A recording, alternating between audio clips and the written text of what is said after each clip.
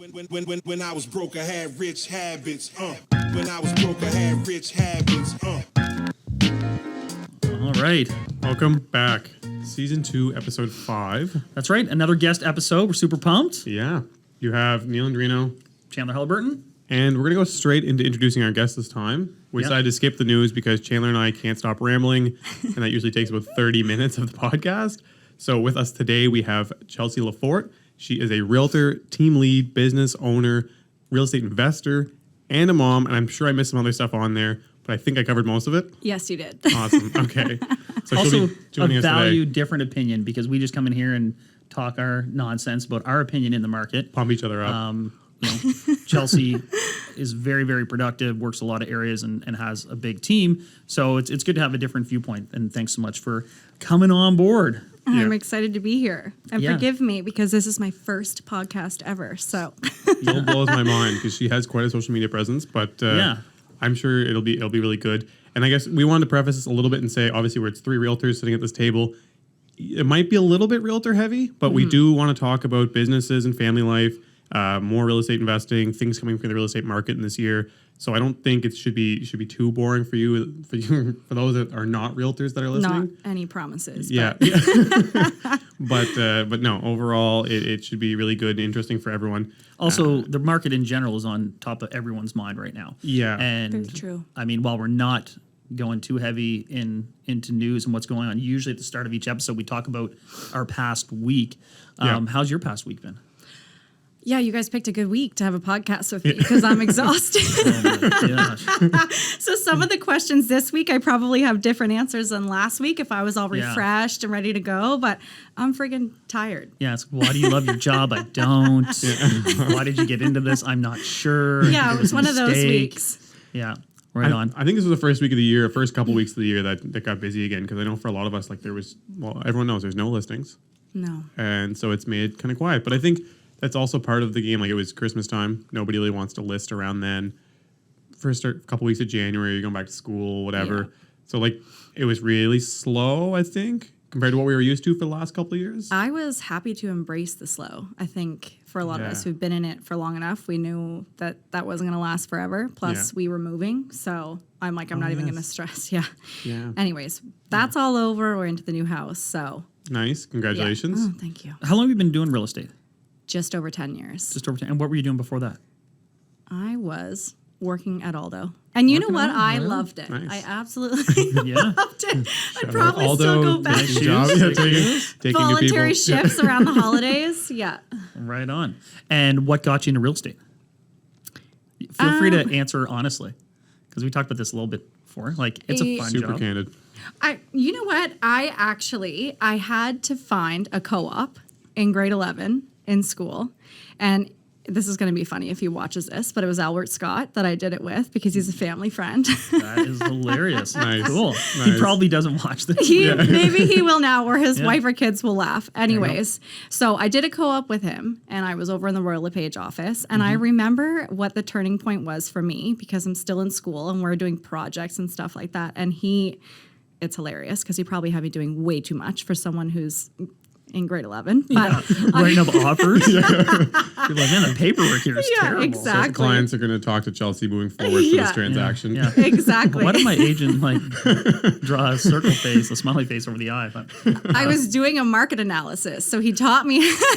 I mean, he obviously went over it and Yes, made of sure course, it of was course, of legit. But the fact that I could go in and be like, okay, so you guys actually don't know absolutely everything before you go in a house. You're not just walking around to every area. You do your research and then you figure it out. And I'm Yep. like, well, geez, if I can figure that out, I'm sure I can figure the rest out.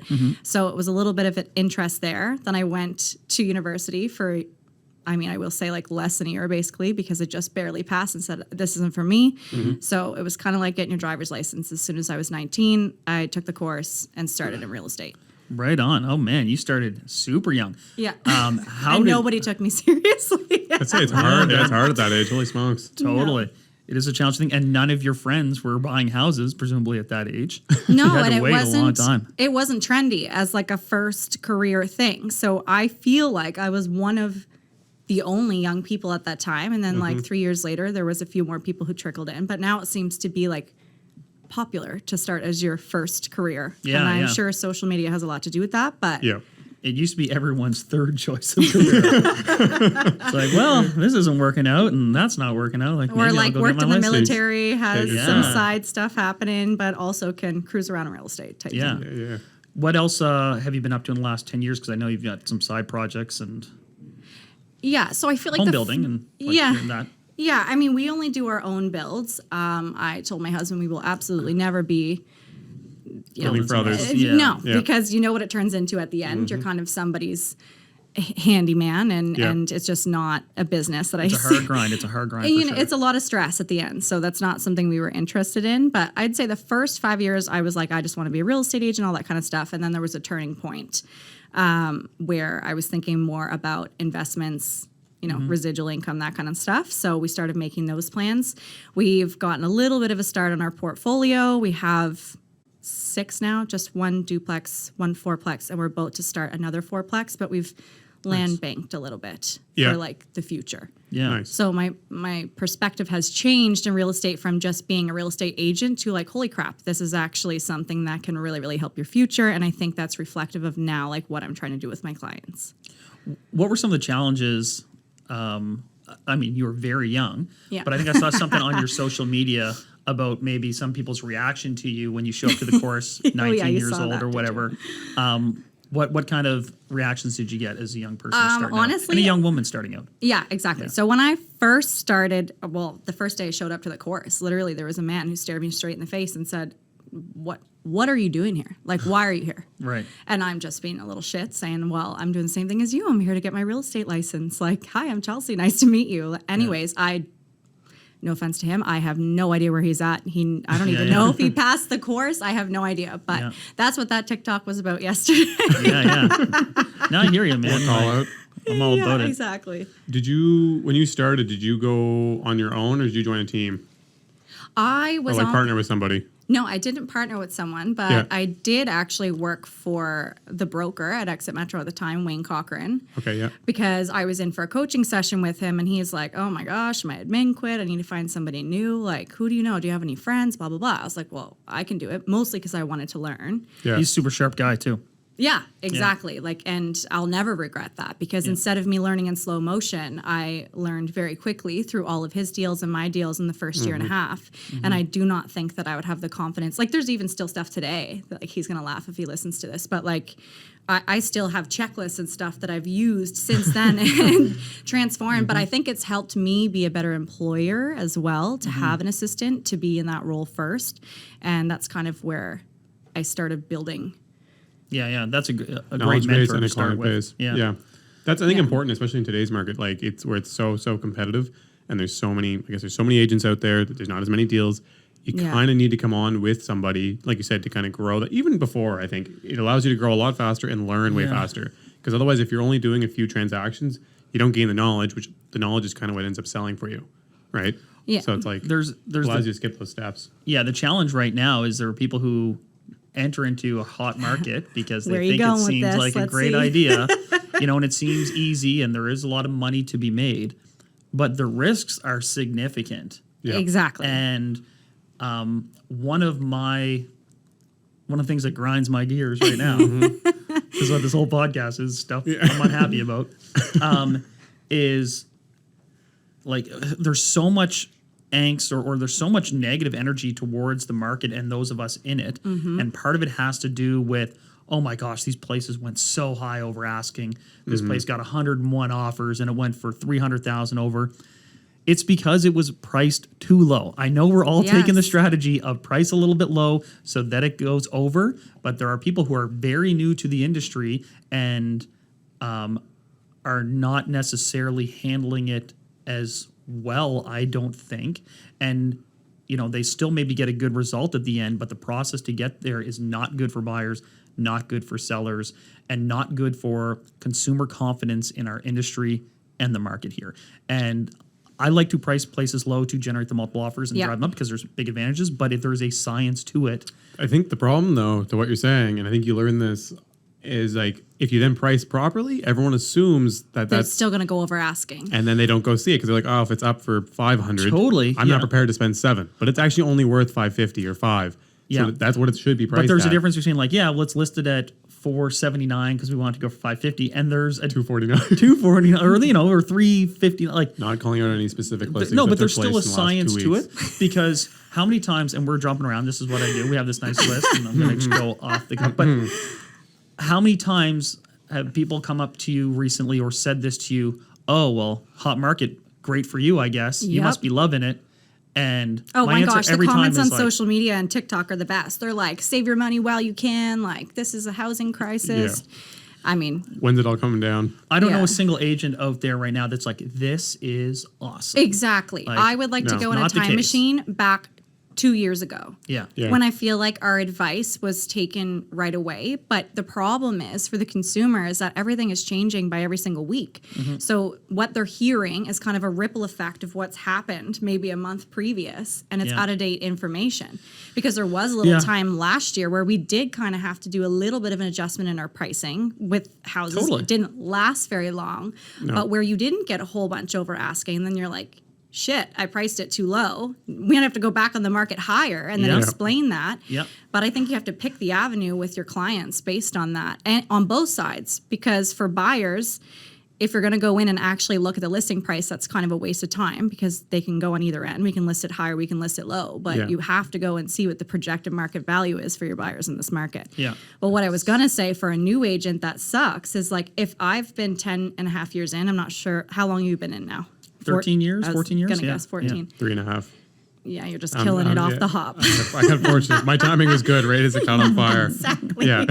But I just feel like if we find it overwhelming and we've already had the time to build our systems, to build experience, to know what to do in these markets, like, can you imagine being shoved right into it? Let alone, not that people outside or agents outside of Nova Scotia are going to understand it, but that damn form already bit me in the butt this week. Oh, the new one? Oh my gosh. Yeah, I yeah. didn't think it would happen this early. Forgot to fill that form? No, it wasn't me. It was on the other side, but my sellers. Like, the buyer thought it was going to firm up, and it went past the time and it was dead. So that's a funny little nuance. They've changed the way buyer conditions out there. It used to be deemed satisfied unless buyer gave notice to the contrary. So if you don't say, no, we're backing out, then it's assumed that you're satisfied and the deal gets locked in. Yeah. Now it's the opposite. You have to fill out a form saying, we are satisfied with conditions.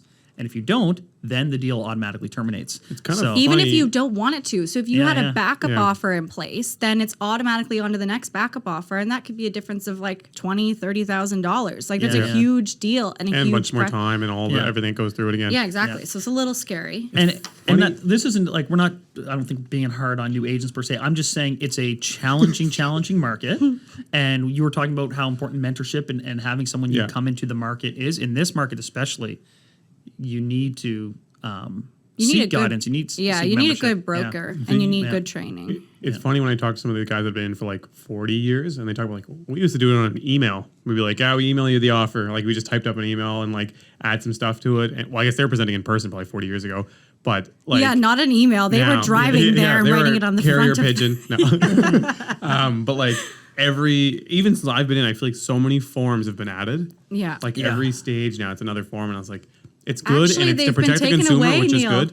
Did they take some away? Yeah, they made them shorter. Actually, I guess they made the standardized form. Yeah, they so I missed did. the worst period of it all. Yeah, you did. Okay, So maybe okay. it's easier as a new agent to come in and not have the bad habit of already like relying on amendments and stuff in the past. I True. feel like we're going so far down this rabbit hole now. We're doing that thing you This is- talked yeah, about we before get off, we this. get off topic.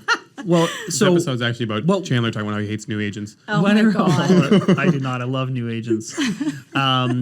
Go work for Chandler. Yeah.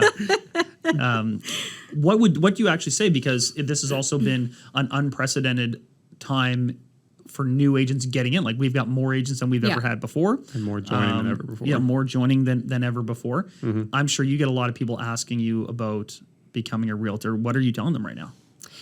So that question is so much easier from somebody that I know, because I feel like I can see what things stress them out in life. I can see what things they enjoy in life. I can I can make a judgment call with them. But it's the people that I don't know that it's hard. Like, for me, you can see I have women on my team. My story about getting into real estate as a young woman, like, I don't ever want to tell someone they can't do anything. Because if you put your mind to it, you're going to come in and Yep. kill the industry. That's why we're in the industry. So Yep. number one, clearly I'm going to say, like, if you're setting your mind to do this, you can do it. However, I do think, like everything, it looks like an Instagram highlight reel when we put everything on social media. And that's not what our industry is about at all. So even when hiring a new assistant, if they knew me through Instagram and then they came in and interviewed, not all of them, but sometimes I would say like, oh, what do you think this job's about? So that's probably the first question I would ask them is, what do you think the role of a real estate is about or a real estate agent is about? And that will kind of give you an indication of what's actually attracting them to the industry. Because if it's just going out and doing like, oh my gosh, it's so much fun to go to houses. Selling sunsets. I want to list Selling luxury sunsets, mansions. literally everyone. Yeah, and everyone probably thinks like our whole team sits in there in the office every day and works together or goes to lunch or does everything together. Like, no, I haven't seen a lot of the girls in weeks. Like, we're all out. We're all just cashing checks. Actually, that's what we're doing. No, and the next question I would ask is, how much do you like your free time? Because I was told that. Because you'll never have it again. Well, I mean, possibly. Yeah. We joke about this all the time, but my husband and I are both, in business and entrepreneur worlds, and we haven't taken a vacation since before the pandemic. And I don't mean away with palm trees. I mean like a weekend. Like we've worked the whole time through, and I just feel like some people don't understand. I was told this like corny little line in the beginning when I started in this industry, and it's so true when somebody said it's not really just a job, it's a lifestyle. And even for your spouse, like if they don't want to sit there and hear about real estate or be interrupted by real estate, like it's going to be a little bit of a tiff in the household because it's impossible not to bring home. Or like the one weekend you want to go away, it's hot, everyone's playing washer toss, like they're like, come on, just enjoy it for once. And then you get that phone call, big bomb in the middle of a deal, and you're like, guys, I got to get this. I always tell people the best thing about real estate is the flexible time and the flexible money. And the worst thing about real estate is the flexible time and the flexible money. It's flexible, but it's not convenient, and it comes at all times. Yeah. Yeah. I always tell people like I might be able to do something impromptu. Like if I have a free afternoon and someone's like, hey, we're going to whatever, I might be able to do that on super short notice. To plan something 2 days ahead can be very, very difficult. Yeah. So it's got its challenges. What do you think is the actual, because you must have people come through and you're like, man, this person's not going to make it. I know you said if you work real hard, you can make it sometimes. don't need specific names. This person's not going to make it. Like, what do you think are I'll phrase the opposite. What do you think are the key traits that someone has to have to be successful as a real estate agent? Consistency and discipline. And honestly, the interest. My husband said something one time, and I'm like, that actually makes a lot of sense. He basically said, if you're not going home in your free time and researching ways to make what you're doing better, just because you like it, you don't like it enough to do it as a business. Right. Yeah, that's and I'm like, that's actually really true. Yeah. I think that's succeeded at a high level, like to be able to grow it and totally crank not it up obsessed 100%. with it. Yeah. Especially like longevity. Like you don't have to love what you do every single day, but you should love it as a whole, or at least the direction that you're going. And if you're not obsessed with that in your free time, then it's not for you. This is why I hate this idea of a balanced life. My buddies used to grind my gears all the time about, oh, Chandy, it's all about balance, man. It's all about balance. And that's bullshit, man. No one ever got really good at something by balancing it with other things. It's so funny right? because like, out of the other questions that you kind of like threw at me ahead of time, like one of my biggest goals is balance. You're like, screw balance. I'm like, that's all I want. No, but like people think balance means like you do this for a little bit, you do that for a little bit. That's not, if you want to be hyper successful, you have to obsess over that thing. You just do. Your energy has to go there. And that's not to say don't take breaks and don't reward yourself. But if you don't have that level of obsession, like no one makes it to a pro athlete by doing 5 different sports. At some point, they specialize and they focus in on that. I think when people are saying that, though, they're not saying like do that to get hyper growth. They're saying that on like a general enjoyment scale. Because I get what you're saying. Like for like me in engineering, I was not into it, and I every morning hated getting up to go do it. Yeah. And this, I work 10 times as much. I work weekends, I work evenings, all that. But I'm way happier doing it. Yeah. Versus what I was doing. But you also can't take it with you. If something happens to you tomorrow, like I've just had, I know I'm really going off on a tangent here, but it's just like every single time something happens where somebody gets sick or somebody passes away, you're like, okay, yes, good thing. We're happy what we're doing every single day, but sometimes we have to make sure we put other values first. Yeah. But I feel like we're doing it so that we get to a place where we truly do get to choose at some point what we're doing with our time. So you almost have to make yourself Don't lose sight of the end goal. exactly. Yeah. You're making Yeah. yourself busier to, in hindsight, someday make yourself but less don't, busy. I guess what I'm saying, like, Yeah, don't make 100%. people let you feel guilty. I hate when people try to make other people feel guilty. Oh, you're working too hard. Yeah. You need to take, it's like, maybe I enjoy what I'm doing Yeah. more than I enjoy sitting here on this patio with you. What are you saying to somebody that wants to get in? Do you get that question a lot? Yeah. Yeah, right. They don't ask you because they're too scared to work. with you. No, I'm a ray of sunshine.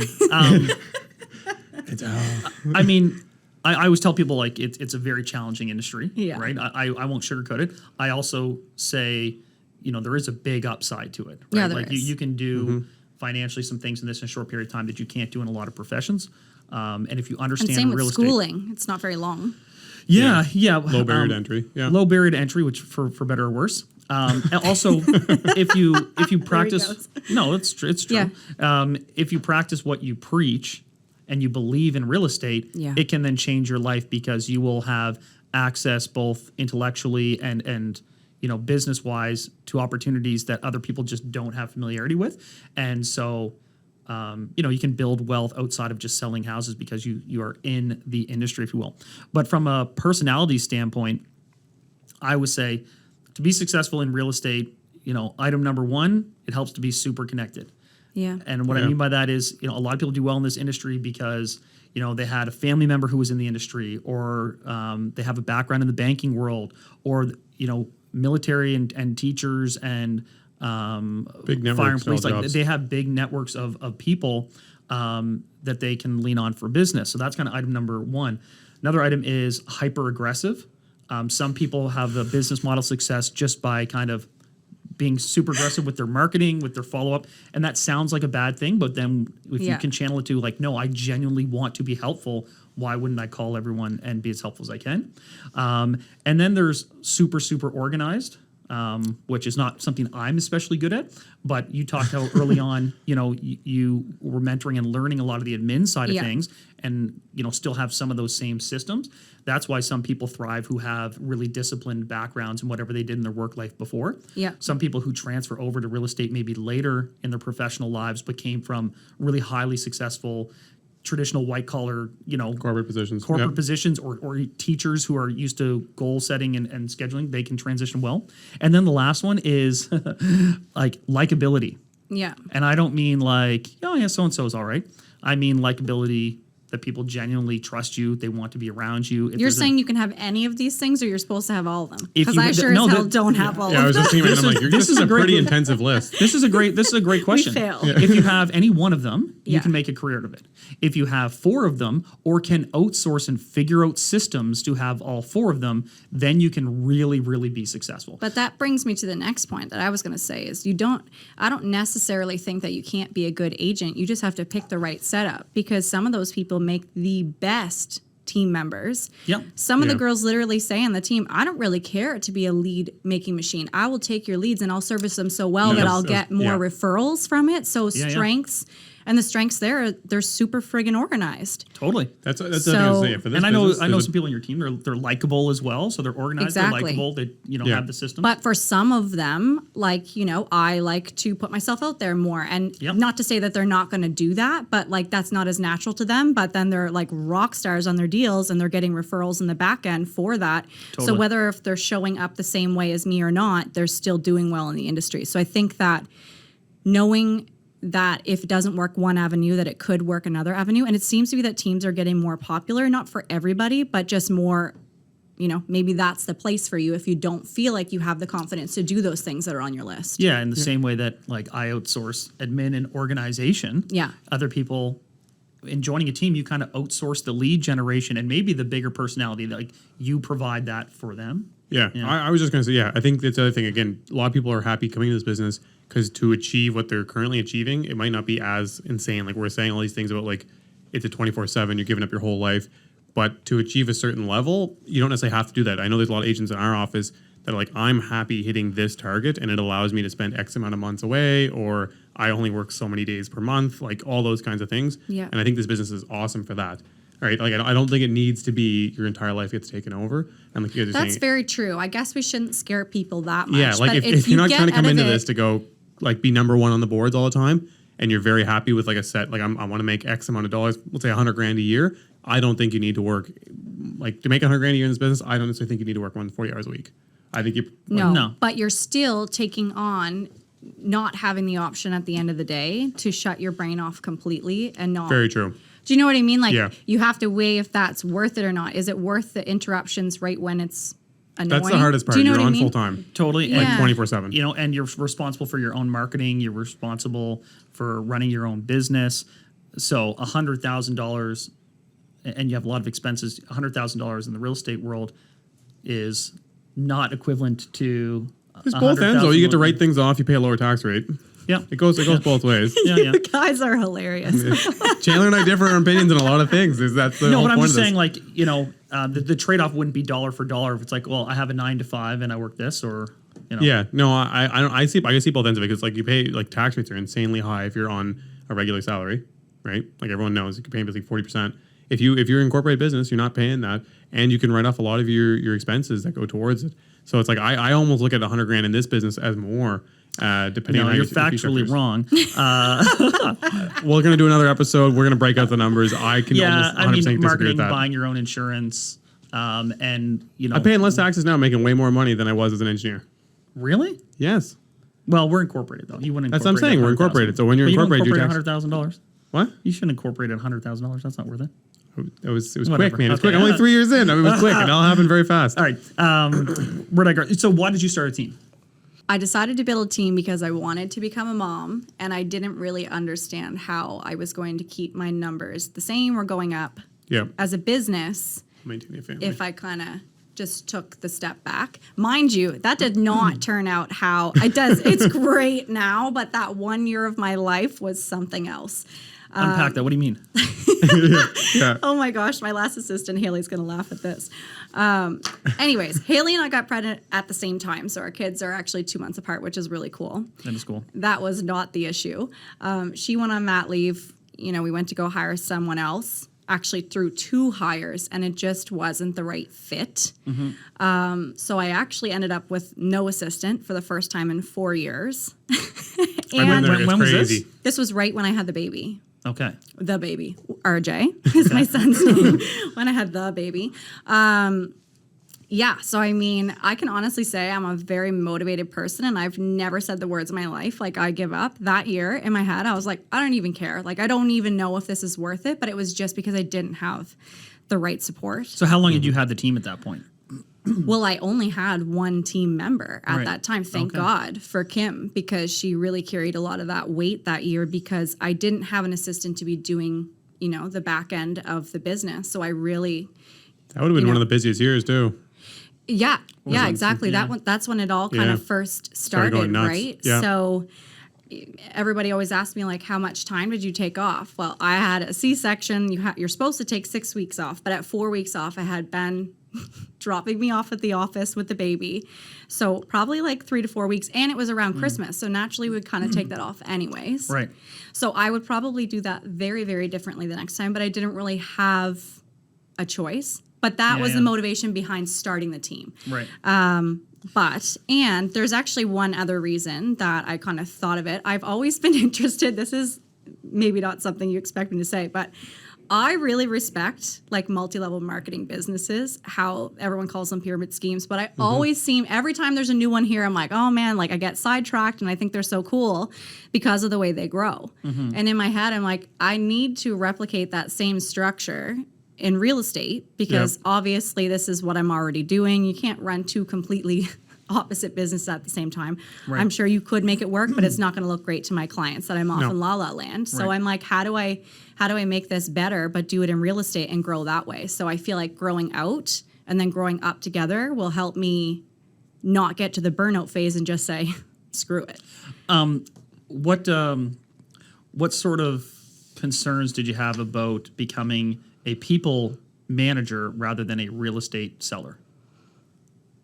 I feel like that's easier. I mean, there's times where it's challenging because getting everybody on the same page is hard. But we're in a really, really good place now with the girls that we have. And I feel like the more I don't know, think about it. When you have a client that always comes back to you and they already know you. They're not grilling you the same way to get to know you, being like, okay, go through this, go through that. So if you have repeat clients, they're easier, right? So I feel like because I have a relationship with the girls, we know each other, we've worked together, we're constantly getting more in sync. It's way easier for me to have a conversation with one of them and help them through something if they need anything.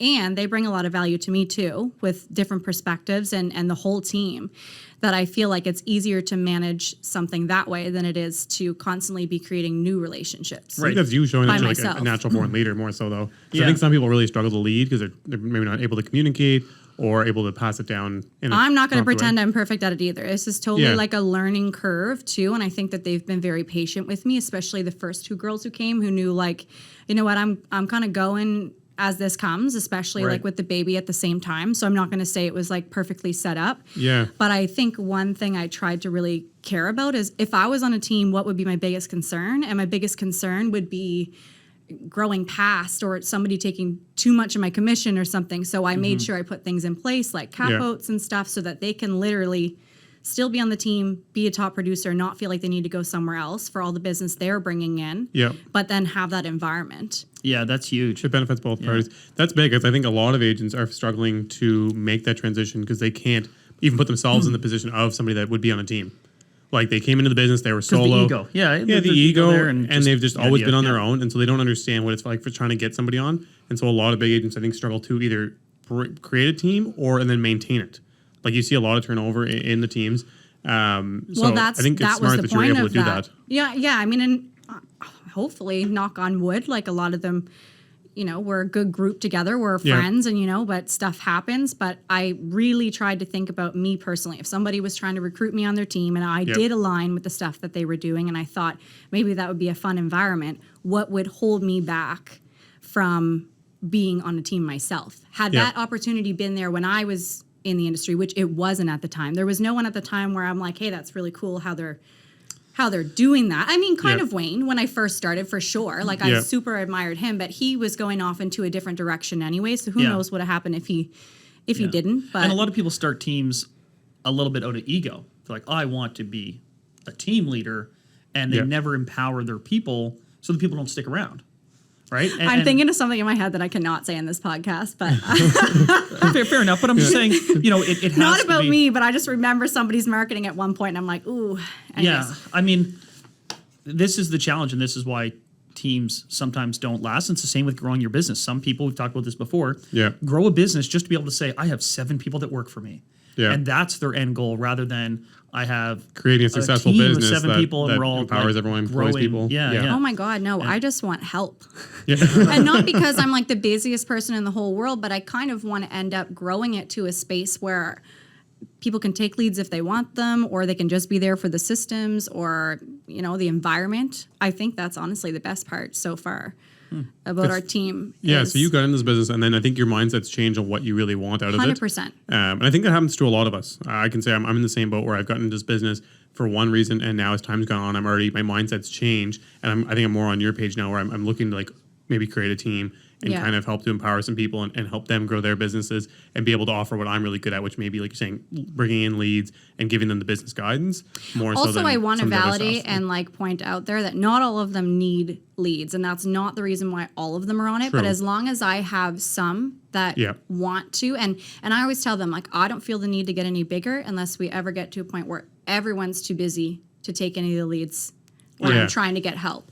But not all of them. There are some that wouldn't even have time to take leads on the team as well. Yeah. So I don't know if that's like my major role, but I think that it's turned into something I didn't think it was going to, because now it's not even just like me. If somebody's asking like, oh, like I'd be interested in maybe being on your team, I think it's because of the girls. Like, it's because of all of us together that we've created something that's a fun environment to be in while you're navigating. Fun and supportive. Which is so important. That's another thing in this business. You need someone to support with you, even if you're not massively producing. I think that, like, even when I first started, I had like 1 or 2 other people, and we would just bounce off each other. Like, if we want to take a weekend off or whatever, they would cover me, I would cover them, or like sometimes you can't be in 2 places at once. I was gonna say the next thing with the team and like all these items. How, like, did you start out with social media being your number one go-to? No. Like, because you've become very well known on social media. You've done a great job of doing it, maintaining it, growing it. I think it's important for your guys' team now, I would say. You didn't start with it at all, or what was it like? Well, it's just funny because It seems weird to sell a house off of Instagram or something like that. Do you know what I mean? well, it's like 95% of my business comes from social media, 100%. Well, I guess like maybe 90%, whatever's not reoccurring or referral business is your new definitely from business. there. Yeah. Really interesting. Yeah. But it's hilarious because I came into the industry and I was just trying to like, you know, they always tell you watch what other people are doing when they're doing a good job in the industry. They're farming, they're doing all these things. I'm like, I Door have knocking. no money to be able to do those things. Yeah. So eventually, and honestly, there wasn't a whole lot going on. It was like Facebook. There was no Instagram then, actually. We weren't on Instagram. Yeah. Nobody quote It me was on just that. getting started. Yeah. Yeah, no, it's true. But I remember it was probably like 2 years in where I started trying to take the things that I was learning and do a video on them because I'm like, nobody takes me seriously. Not nobody, but people aren't taking me seriously right now. Automatically, yeah. And I don't have the funds to be able to like pump out all these, you know, flyers and stuff like that. So I started doing videos, and it was then that my business started to change, and I started to get people as clients that I'm like would never expect that they would give me that respect yet. You know what I mean? Because Yeah. I was used to them not. Yeah, there's a certain credibility factor that you can accumulate credibility on social media, like in some respects, frighteningly easily, but like Yeah.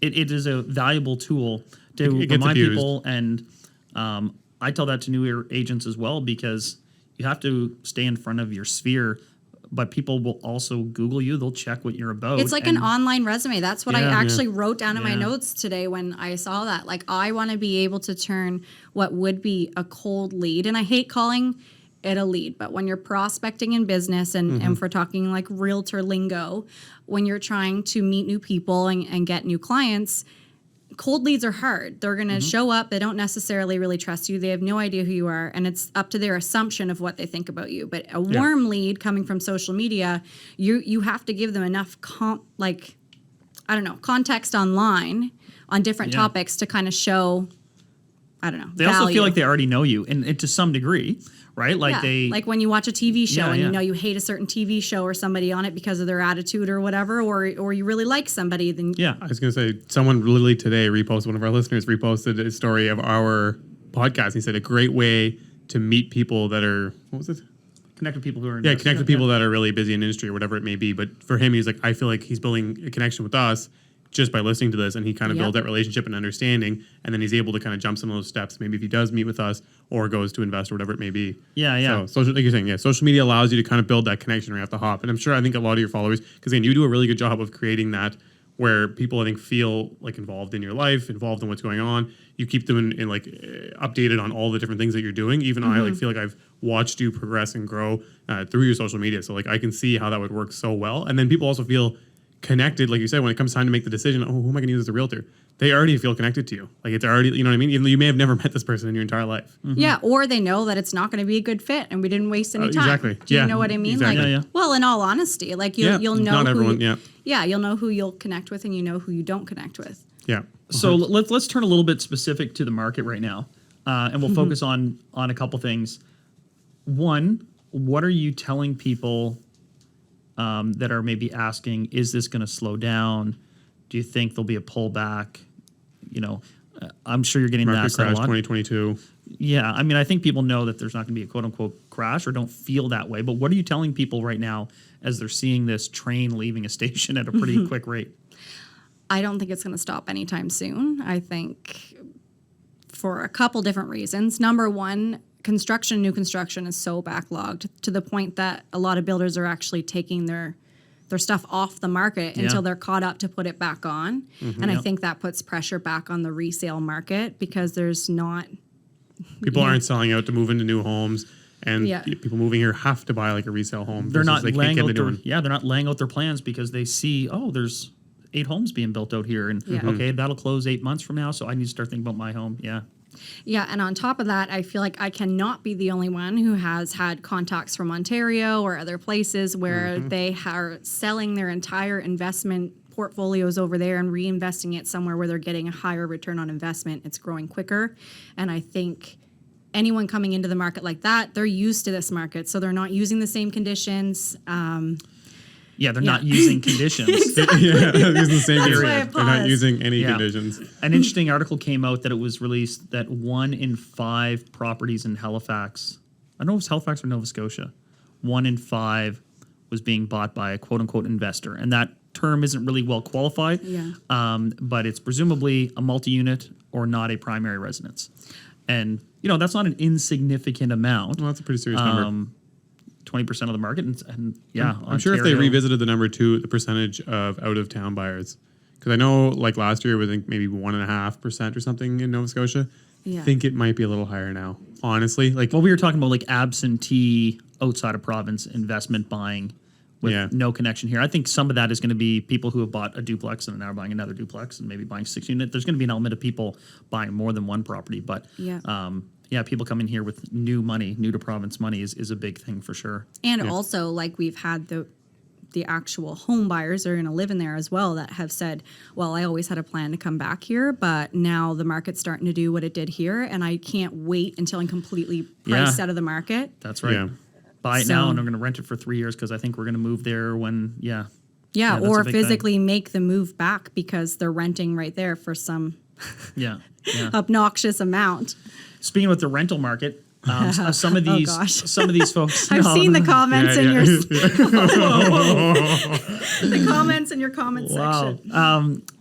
No, we but go. what do you say to investors who are trying to navigate this new rental market here, where there's rent control, there's a freeze on evicting people for renovations?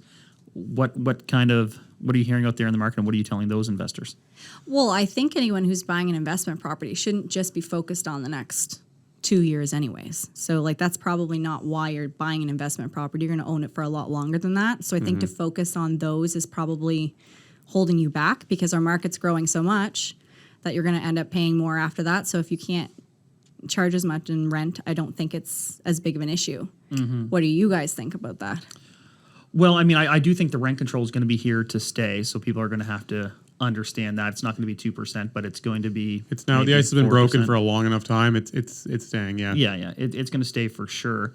I find it hard to be someone who's not here locally, boots on the ground with a management team, to take on a project right now. Yeah. There's that. So You guys are looking at much bigger projects than my clients are Yes right and now. no. I mean, I I have think people it's a ask about a style. duplex, and they're like, "Oh, well, the rents don't seem to be very good." It's like, yeah, about that. It's a style. I think it's a style though. There's the investment type, and I think to what you said, for investing, I think you're totally right. At the end of the day, if you want to lock down location and eventually get it to where it needs to be, you can And do that. sometimes there are investors Yeah. who aren't financing. Yeah. You know I what know. I mean? Like there's investors that maybe aren't financing their projects or are financing a lot less. So Yeah. it's still, Comfortable. yeah. And it's most of them still want more, the appreciation more than they want the cash exactly. flow anyway. That's my Yeah. point about the longevity Yeah. in the market. It's Yeah. like to hold yourself back from that, but then buy a more expensive investment 3 or 4 years down the road.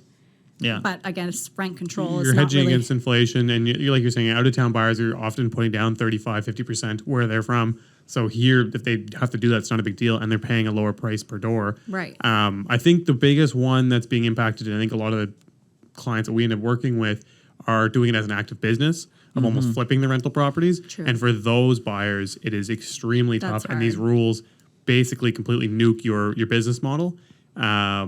And so I honestly now I'm basically telling all of them to play the waiting game. We're trying to be creative in what we can do. But I almost am at a loss for words with the most recent extension for rent evictions have been put on pause again indefinitely, and rent control has been on pause, basically extended indefinitely, effectively. And so I had a call with an investor from Toronto this morning, and I didn't really have much to say to him. I was like, honestly, that news release on Friday has taken out the wind of our sails. The only option at this point, if you're an investor trying to grow at some sort of pace, is to basically do what you're doing, which is to build new. And what that's you're starting hard to do. to Yeah. find. But it's very tough to start with because buying land is often cash based, and then trying to find land that is approved or you can actually build on, or getting an approval can take years. So like it then delays everything quite a bit. So it's definitely a very changed market, and this is such again a new thing where the rules have just been extended and put in place within the last week. I'm still trying to figure out what the best way to handle these people are. But I think in general, the biggest thing that I've been saying is build new, build new, build new. And I think the general sentiment that I hear from all investors and developers, pretty much anywhere, same with Toronto, it's build new. And this is why there is going to be that separation between brand new luxury construction Yeah, and the old stuff. And that's unmaintained, rundown. That's what we're going to create in this situation. But we've That's ranted about that point. a bunch of times. Yeah. Tell me a little bit about the new construction. So you built the 4-unit, or you have a 4-unit and you're building another? My husband built the 4-unit. I'm sure you played an active role in it. Chelsea built it with her hands. Her I always have to be RJ are careful. out there swinging the hammer. Actually, he loves to do that. But Whatever you want to say it. Tell us a little bit about that, and you kind of implied that it was part of your future plans as well. Well, what do you want to know about it? Where is it? What made you do it? Exact cap, how are things rents, looking? what's made. No, I'm kidding. Everything. Break it down. What type of property is it? So it's a 4. I think I kind of know because I think I saw some pictures online. Yeah. That one's a 4-unit townhouse. It's townhomes, right? Yeah, because it's more rural. It's not Yeah. something that's stacked downtown. So we wanted it to fit in that way. There are 3 bedrooms, Yeah.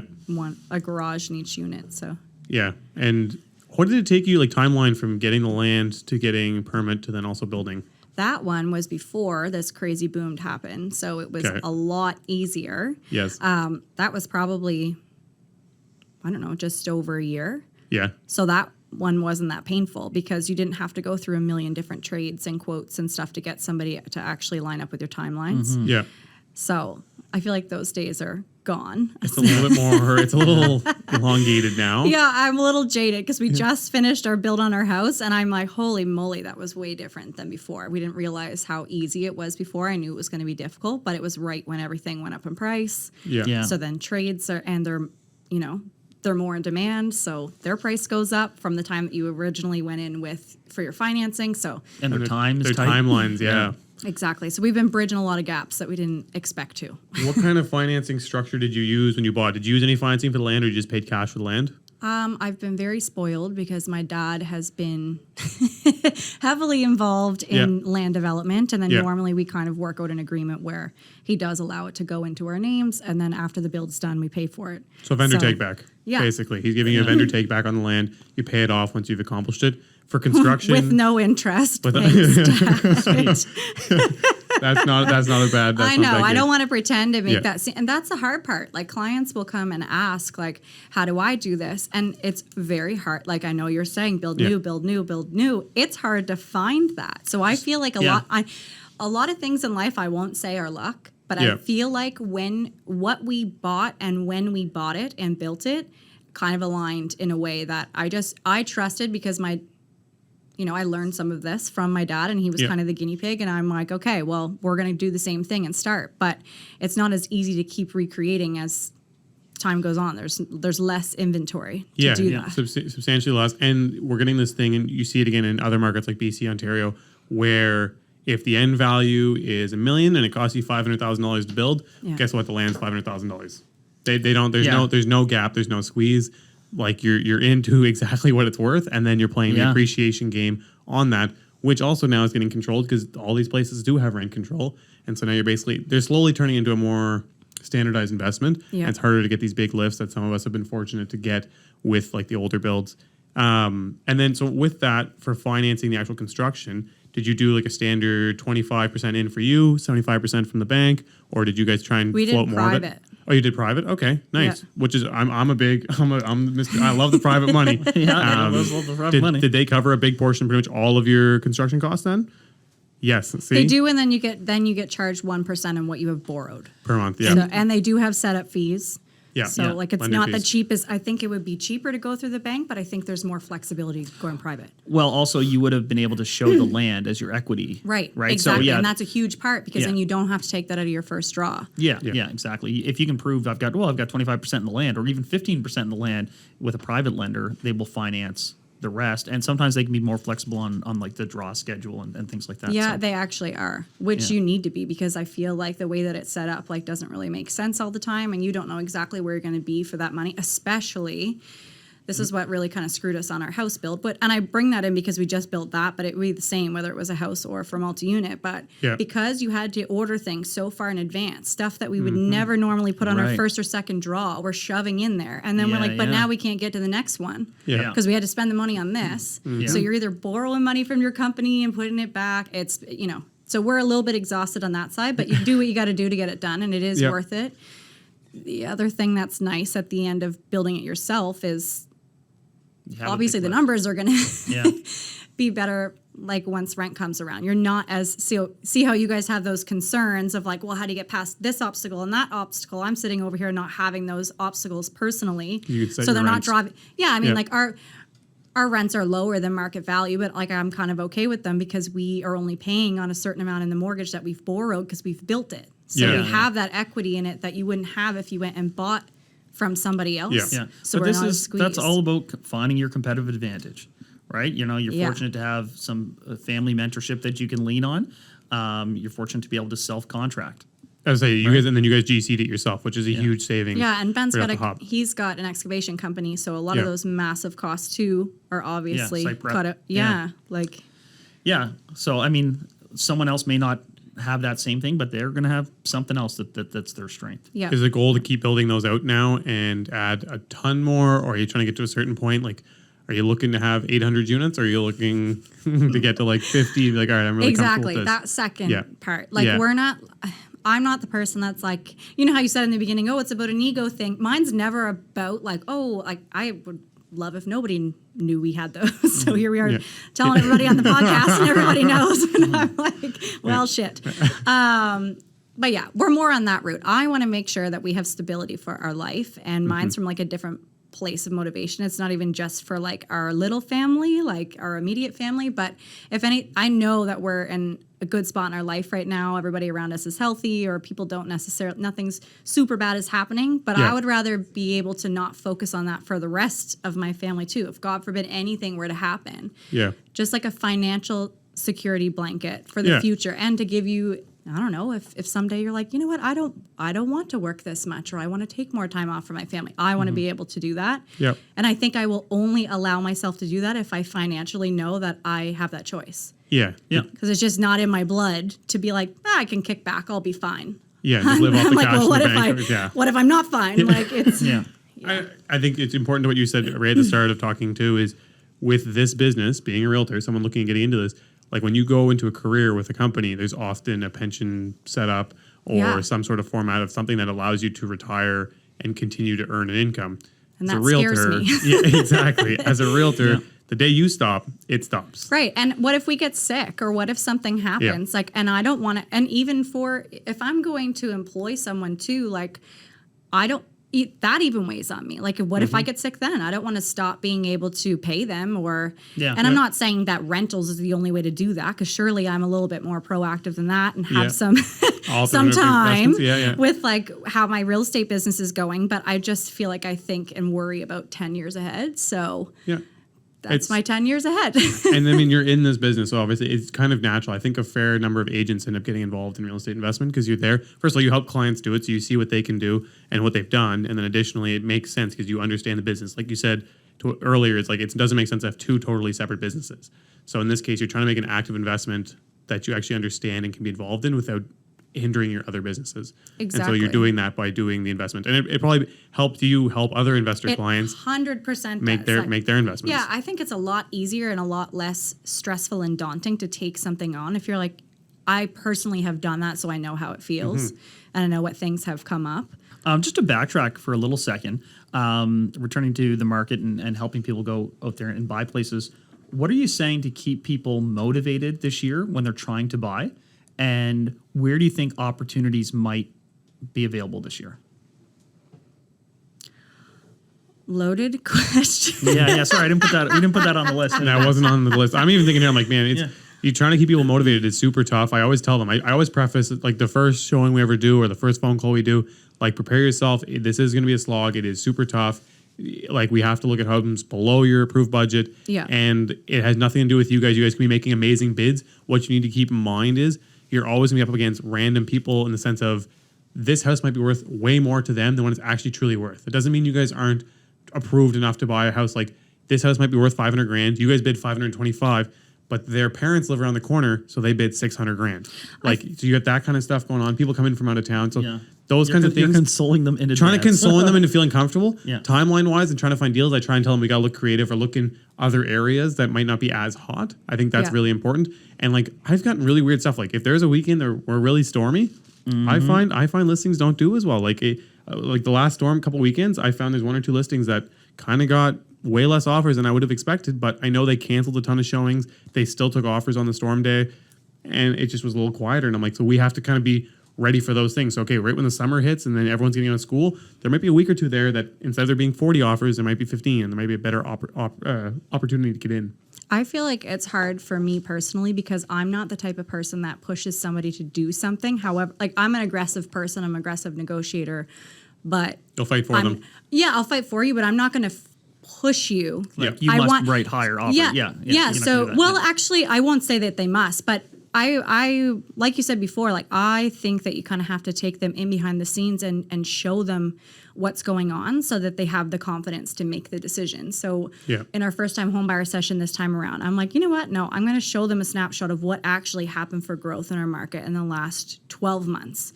Because if this is still happening, and it happened the year before too, then they should feel good in their asset to say, okay, well, at least when I buy something, this is going to happen to me again by next year. They're confident in buying. Exactly. And then go into the tactics of like, okay, so now we discovered why it's still worth buying and actually show them numbers, because like as much as they trust you, like it's pretty annoying to not have that background knowledge and still go all the way in and say, okay, sure, I'll go 120,000 over asking. And then I feel like we just have to show them way more in behind the scenes than we used to have to before. And it's tricky too because, like you said, you don't want to push someone outside their comfort zone. But which I won't. You know, you'd be like remiss to not tell them the reality of the situation. I think we've probably all had instances where, you know, you've been working with a buyer and 6 months go by and you sort of think, in this market, like, damn, if only they had extended a little bit further on that property. There's a few that hang on and they all kind of make the same. They never want to go quite that far over asking. And then it's hard to self-reflect and be like, shoot, should I have, you know, encouraged them a bit stronger? Like, you know, no one saw this coming, so it's hard to say, oh, well, I should have known that the market was going to go up 20% and told them to write higher.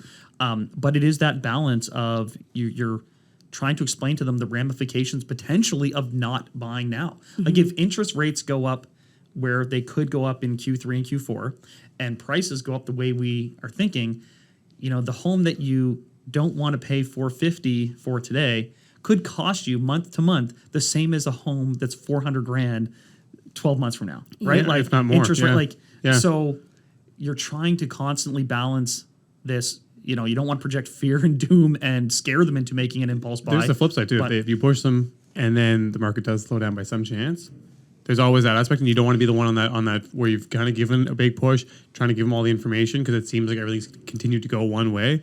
And then never have any regrets. I always struggle with that where I'm like, I feel like we're overvalue on this. Right. Yeah, that's... I've sold houses in the past where we've gone overvalue, but the client wanted it so bad. And I'm like, okay, you know what? Like my recommendation's here, you're here, but if you want to do it, let's go. And now everyone's like, look, I told you. But at some point... But that just goes to show why it's so important to literally show them the in behind, like this is actually what's going on. Don't sugarcoat anything. Then they're confident themselves. Yeah, exactly. Also, the one thing we can say with confidence, those rates are going up. Yeah. 100%. So even if the market flatlines, you're like, well, gosh, my home didn't go up. You know, after I bought it, my home didn't go up for 36 months. Like, yeah, but you locked in an interest rate that's significantly less than what it's going to be 24 months from now. So there are other benefits, and people are so obsessed with the sticker price and what they're going relative to the ask that you need to bring in these other things, projections past like where the trend is, but also interest rate. Like, would you rather get something now at a low interest rate or get something later that's going to be more expensive and at a higher interest rate?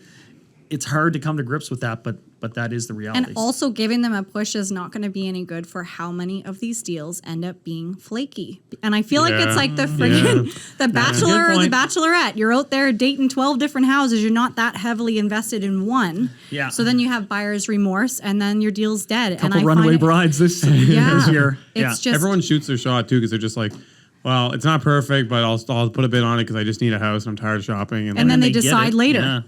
Yeah. They get it, and they're like, oh. You call them and they're like, oh. We got I've gotten it. that. I've gotten the few ones like, instead of them being like, oh, sweet. They're like, oh. I know. Do we pay too much? Yeah, and that's the immediate. The second you have an accept, I find that every time I get an accepted offer, they're like, did we overpay? And I'm like, no. It's not now. Let's not start backpedaling now that we've gotten to this point.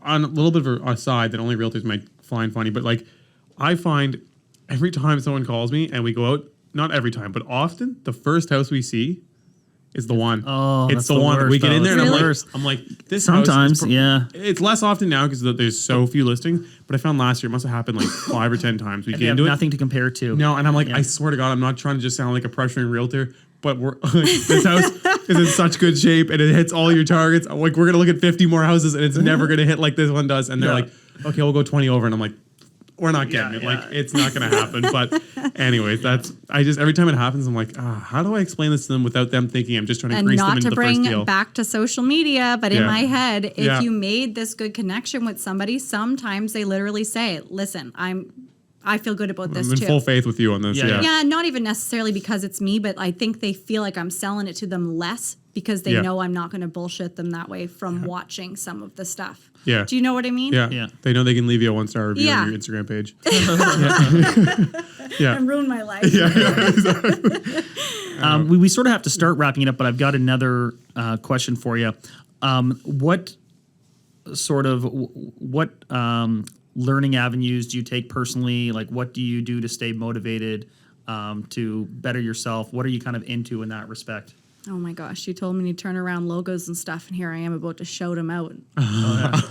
You guys probably already know what I'm going to say, but don't those actually. crazy 10x growth con. Oh, yeah, okay, yeah. Yeah. Like, Is that Grant Cardone? yes. Yep. And a lot of people don't like Grant. You don't have to, but I've gone to, I think Ben and I have gone to 3 years in a row now. And I'm telling you right now, there's people who spend hundreds of thousands of dollars to figure things out for their company. And they just tell it to you. Like you get to be inside their head of millionaires and billionaires that are talking there on that stage. And instead of doing all your research yourself, they'll just tell you all the things. These are the things we're focusing on. This is what my company's doing. This is how we're setting it up. And I find it so much easier for me anyways to take things from other businesses versus real estate businesses. Right. Because then I that's just feel like interesting. I'm copycatting everything. And if I'm taking it from another business, I find a way to relate that to real estate or a real estate company. really smart, yep. Yeah, we were talking a little bit about this before, about Yep.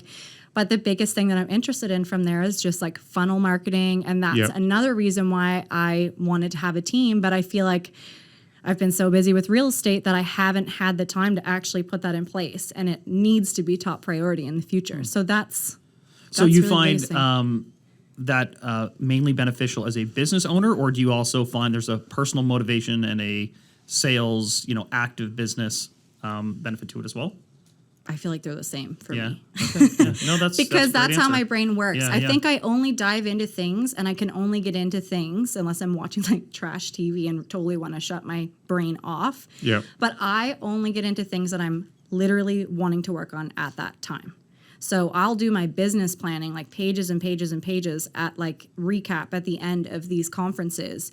And then my notes in my phone are ridiculous, but that's how I plan and that's how I think of things. And I don't really want to be the same as anybody else. And I've tried to make that a thing for my brand.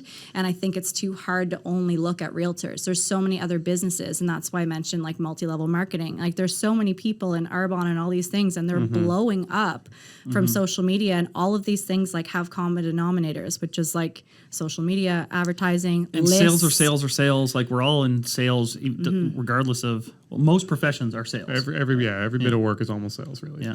So no, I respect that. I like that a lot. Like just listening to, I think I go with that a lot. Like I check a lot of other businesses. That's usually why I'm reading Forbes and all these other things, and I'm reading the stories of how all these other businesses succeeded. And my intent's not necessarily to do what those guys did, whether it be like a crypto exchange or some other different medical product or whatever it may be. But like, convert it to what Exactly. you're working on in your brain. Like, what is the similarity and if that's bringing you success, and if you set up that system and you dove down that rabbit hole and you Yeah. put all your eggs in that basket, why did you do it? And how Yeah. can I replicate that Yeah. in my world?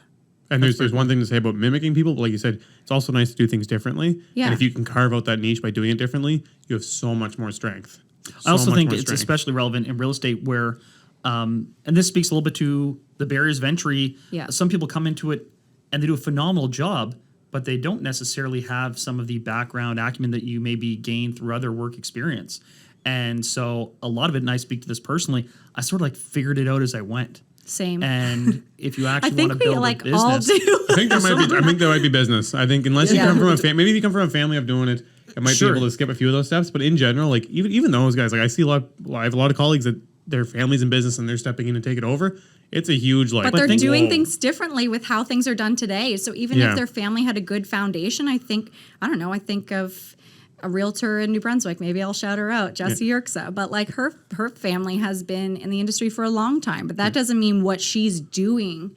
Her parents went on TikTok. Totally. Yeah, exactly. They didn't, and she kind of did this before with videos before any of that was. So I think she's taking that foundation and bringing it to the next level. Yeah. And there's a lot of people that pine away for years and don't ever truly make it a business and a system because, they maybe don't look to outside influences to tighten things up and.